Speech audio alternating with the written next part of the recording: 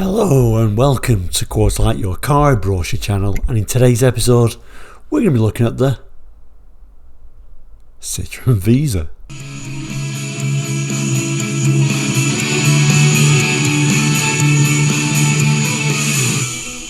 Hello and welcome back, and if you're new to Quartz Light, we're a car brochure channel here on YouTube looking at car brochures from around the world for the 60s, 70s, 80s and 90s, although we sometimes go outside that scope as well. So if you're interested in cars, car brochures, car facts, please consider subscribing. It really does help the channel and is completely free. Anyway, back to today's episode, another one for you Citroen fans, the Citroen Visa. Yeah, a few weeks ago we did look at the Citroen Visa, but the sort of very early ones. This was kind of like the opposite end of the scale. This is a UK brochure for 1985. The Visa II did some updates, so let's have a look at that one now. So here is today's brochure. Like I say, a very late one, this one, as opposed to the brochure we looked at last time, the very early and first Visas. And what a huge difference there is between those two models. Inside of this particular brochure is from 1979, is the UK brochure.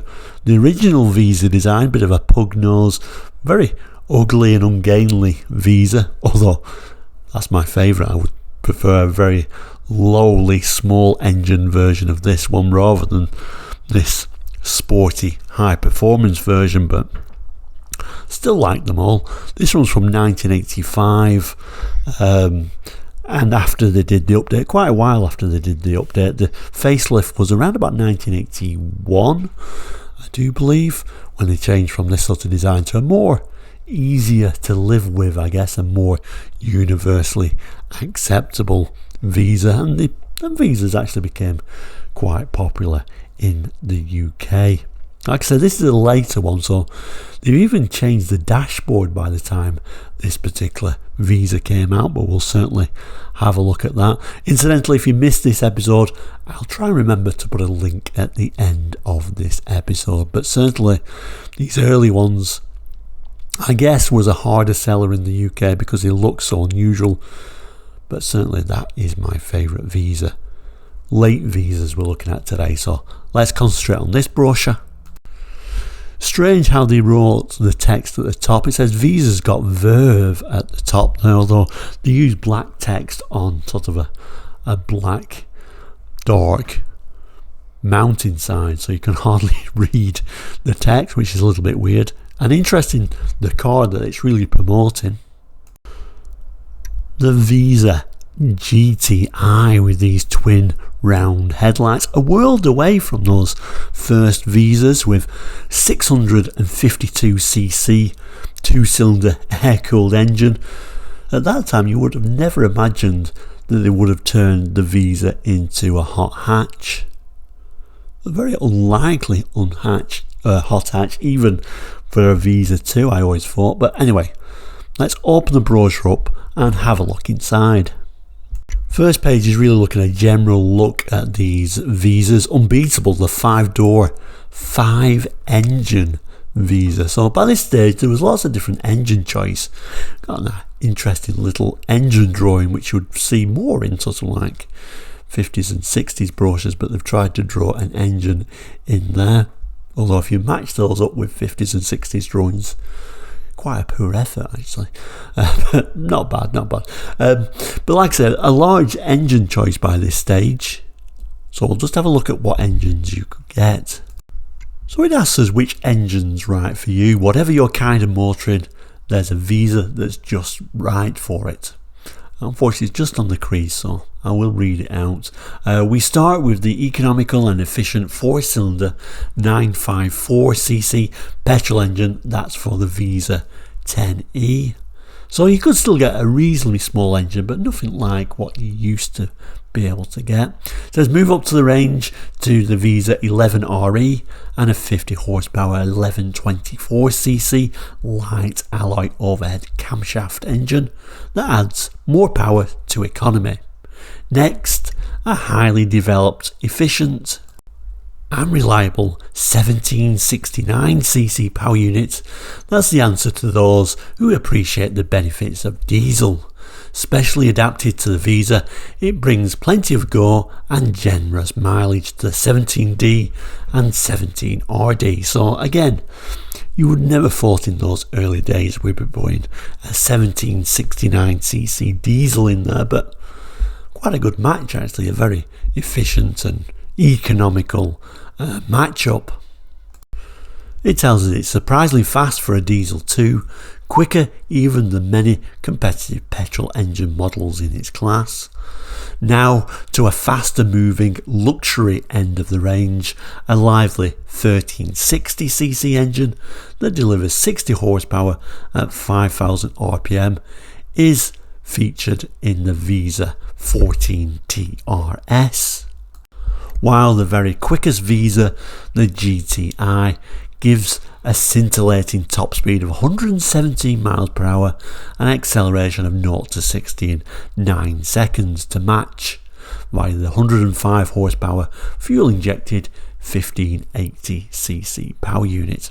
Doesn't seem anything quick by today's standards, of course. 0 to 60 in 9 seconds is nothing special now, but back in 85, I think anything below 10 seconds was seen as being quite a lively car.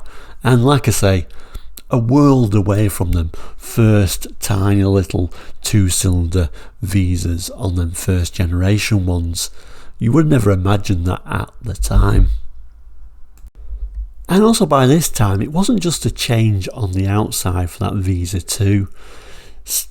Arriving about 1984 for the 1985 model year, this is the 1985 brochure, the switchgear changed as well to something very conventional. So let's just zoom in on that. If we notice, very conventional switchgear, doesn't look anything out of the ordinary. Let's just remind us what it used to look like.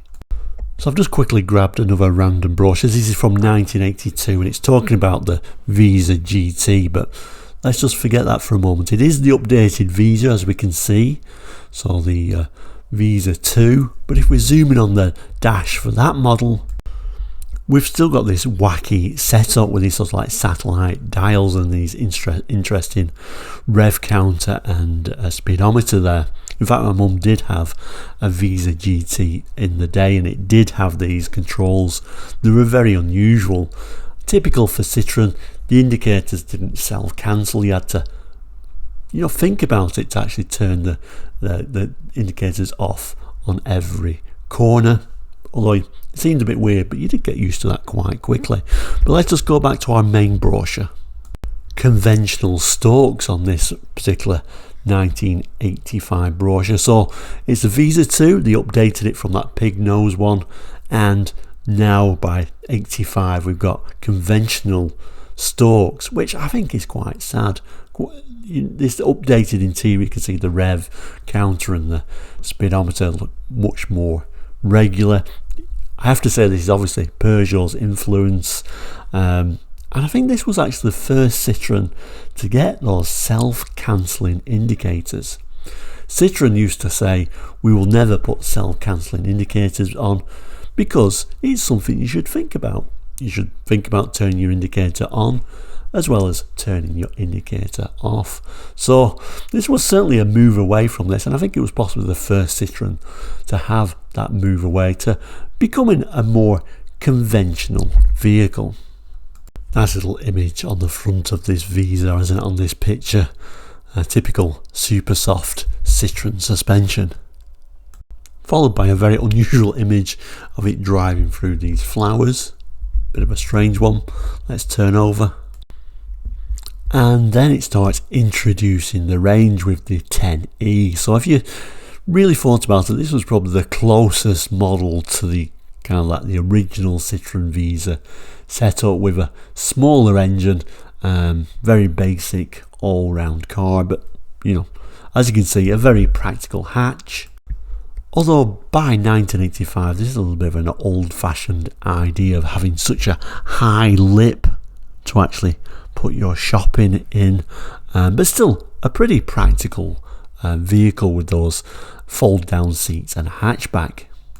So this is actually a very wordy brochure, so I'm not going to read it all, but as you can see here it's saying it's got a highly efficient 954cc 4-cylinder overhead camshaft alloy engine, which apparently is a pleasure to drive. The remarkable little power unit delivers 45 horsepower and takes the Visa 10e up to a very respectable 83 miles per hour. And then it goes until it's, a very economical car as well. Constant 56 miles per hour, you'll be rewarded with a frugal 51 miles per gallon. When we turn the page, it says all-round comfort too, which makes you think it's carrying on talking about that same basic model, but we've now moved up to the 11RE. I certainly remember they were actually a very comfortable little car. There were nice seats in them actually for what was quite a basic vehicle. So the Visa 11RE, this builds on the Visa 10e and includes some rather more luxurious features. Inside, the check cloth seating complements headlining trim and thick fitted carpets. The front seats complete with head restraints, recline. Adjusting the driver's door mirror is a remote control operation. No more fiddling about outside the car. In fact, we'd like to think we've carefully considered your comfort down to the small details, like the separate heating vents for both front and rear seat passengers. For a small car, there's plenty of for room, etc, etc. It says you'll notice the difference to the exterior too: the sporty tail spoiler, the practical side protected mouldings, rear wash wipe, and the sculpted steel wheels. So think how basic that very basic model, that 10e model, was, if we're getting all these on the next model up. This is a 50 horsepower 1124cc engine. Constant 56, you're getting 59 miles per gallon, so really this made more sense. And there is a little tiny picture there showing those comfortable seats and also how they recline, folded I should say. Turn the page and we've got the heading surprisingly fast, predictably economical. Of course, we're going to be looking at the diesel now. So the 17D, the economy of diesel combined with performance that's quicker than many petrol driven cars in its class. That's what the Visa 17D delivers. The highly efficient, reliable diesel power unit, especially adapted for the Visa, develops 60 horsepower at 4,600 RPM and a remarkable torque of 82 foot-pounds at only 2,000 RPM. That's a big engine for this size of car. This is reflected in the performance. It takes the Visa 17D from 0 to 60 in 15.8 seconds. I struggle to say that is in any way a good performance to be shouting about, but it really tells you that the cars of this size, some of the petrol engines with them very small engines, were extremely slow, to say that this is faster than many of the petrol engine rivals for the time. It does come with a 4-speed gearbox though, and it's got a top speed of 94 miles per hour, but overall really this is cost saving, a really economical car, big engine, and what is a very light vehicle. There's also a second model, so you had a choice of the diesel having the 17D or the 17RD.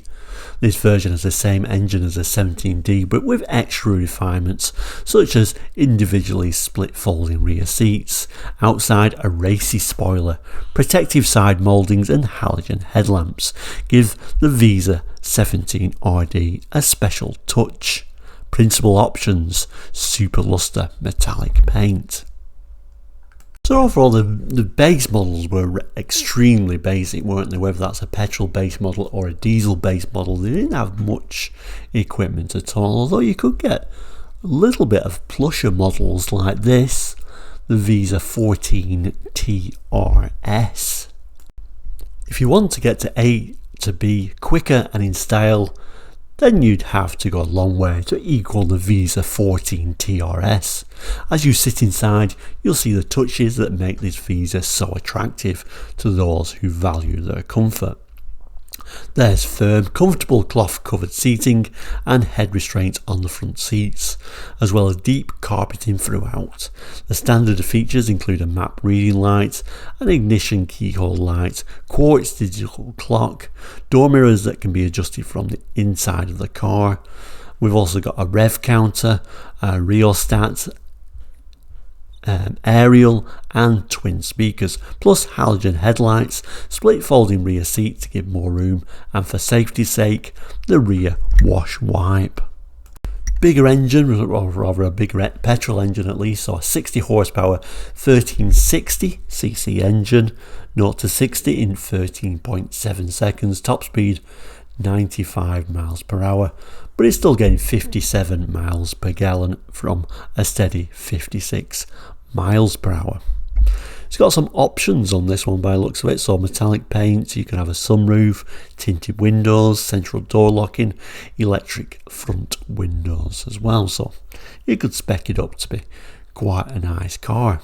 Have a look at those, what are quite nice seats actually for the type of car. There we go, we get a very basic optional sunroof there as well. And then this, what I always thought was the most unlikely of all the Visas, the GTI, 117 miles per hour, the quickest Visa yet.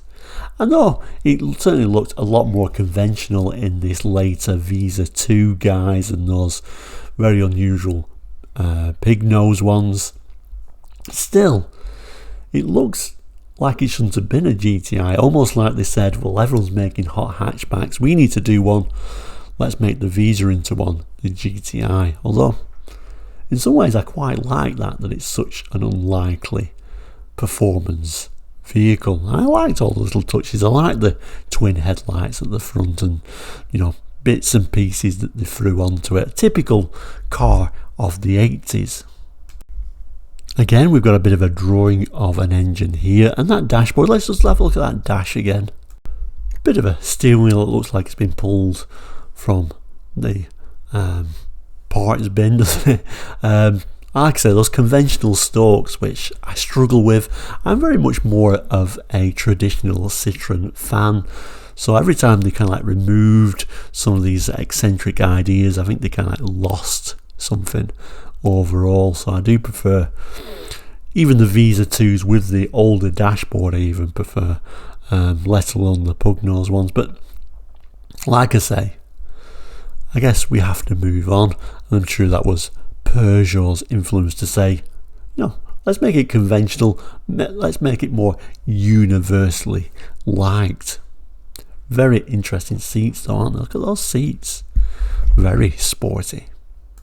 Okay, so again, very wordy, so let's just see the key facts. 0 to 60 in 9 seconds, top speed of 117 miles per hour, which I imagine would be a little bit scary actually.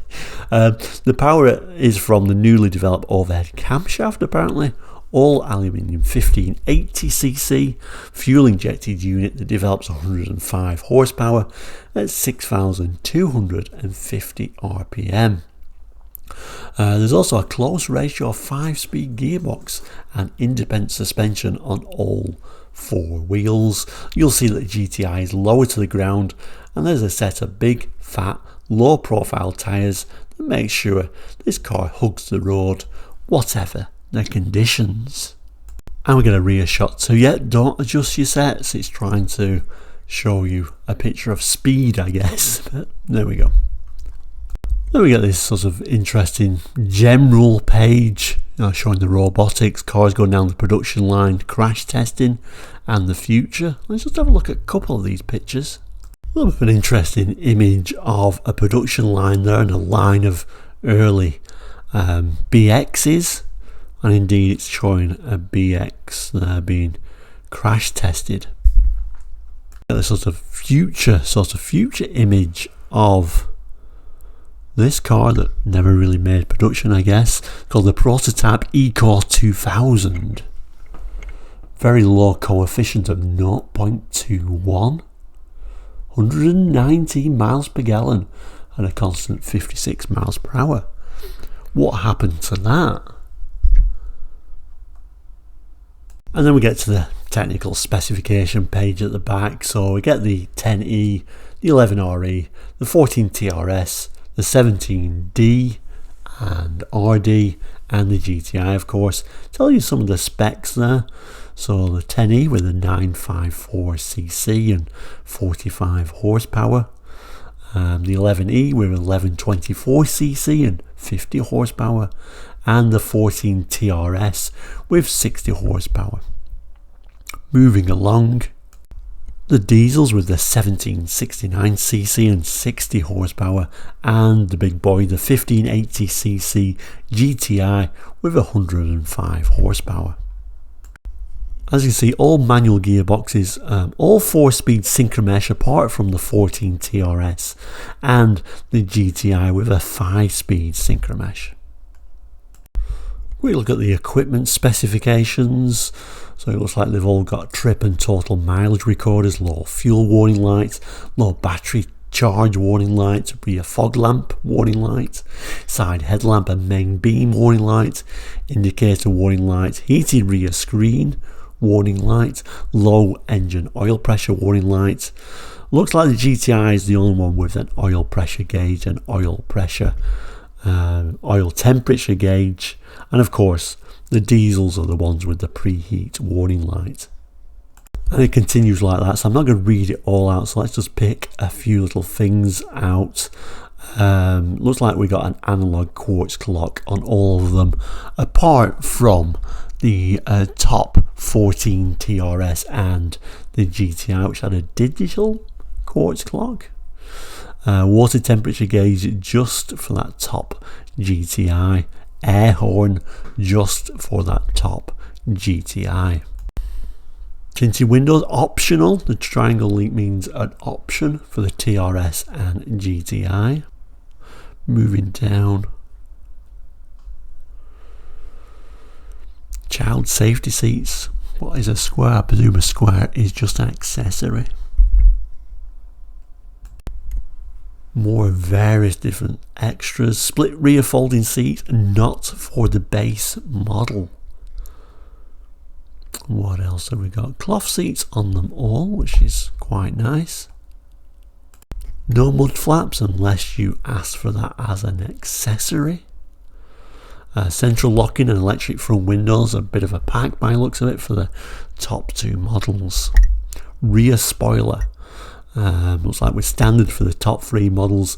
The base model looks like you can have it as an accessory. And right at the back page now, basically it's just a full blank sheet. Of course, here is where your dealer stamp would normally be, but if we zoom in, it gives the Citroen car's address for the time. But if we turn the brochure on its side, there we go, the date there, so printed in France there, 09 or September 1985. So there we go, the Citroen Visa II, these later cars, and interesting how they slowly changed the Visa into a much more conventional vehicle overall. Thank you so much for watching today. Please don't forget to like and subscribe, it's completely free, and I've put a little bit of a cat quarter light logo there. You can just click on that and you can subscribe very easily, and like I say, it's completely free. I've added a couple of videos. Those little squares are the videos. One for that earlier visit, Citroen Visa, like a very unusual one, isn't it? So it's certainly worth a watch, and one that's just general videos there you can have a look at. Over, well, hundreds of brochure videos to actually have a look at now, so if you got a moment to yourself, have a look at a few of them, that'd be most appreciated. Don't forget to like, and if you really want to, you can actually become a member now, so look at the homepage for details of that. Thank you for watching, all the best, and take care.